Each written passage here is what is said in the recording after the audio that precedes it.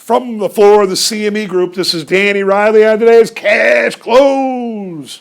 And the name of this video, traders, the S&P 500 futures and the ugly, ugly quad witch. The high of the day in the S&P came in at 21.1120 early in the day. The low came in at 21.0120 recently. And last, we're 21.0470. We're down 10 handles. Total volume, 1.2 million minis trade and 4,000 big S&Ps traded in the pit. Next week's, MOC was a big MiM mess-up flip job. I don't even know how it started out big to buy, went to big to sell, then ended up to buy. I don't know. I don't even know how it's all ended up. It was a big mess. But I think there was a lot of cross currents due to the quad witch. On the open this morning, or before the open, the MiM was showing $6 billion for sale.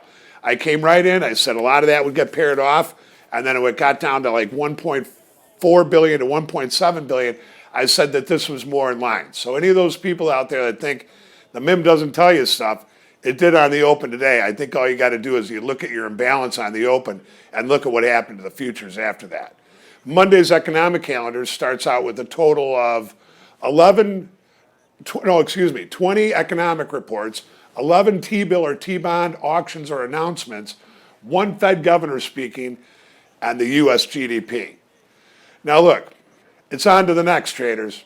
The June quad witch is done. It's history. And what we're going to be looking at now is the end of the quarter rebalance, the end of the 2Q rebalance. Now, yesterday or Thursday, we saw a big, huge sell bonds, buy S&P deal. Today, we saw a big buy bonds, sell S&P deal, vice versa. But you know what? It's just moving money around in the bathtub is the way I see it. But I do think that there's some warning lights going on here in the bond market right now. And I'm not sure that's going to be a good thing down the line. Now, it was a rough week, but I want to point something out. Over the last 11 weeks, the S&P has closed within 10 to 12 handles of S&P 2100 9 times. Can you believe that? Is that crazy? Oof. But anyways, look, I think that the way this is going to go next week is the way the S&P went out. We just had this big flunkadunk here as we're talking.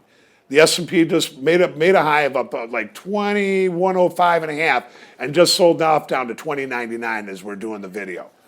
I'm just going to finish by saying, you know what? There's a lot of Greek risk out there. The S&P doesn't seem to be able to hold this 21 even level, and that's got to say something. But on the other side of the coin, we're in the summer markets now, and thin to win may play out also. We'll see you guys tomorrow, or excuse me, on the opening print on Monday.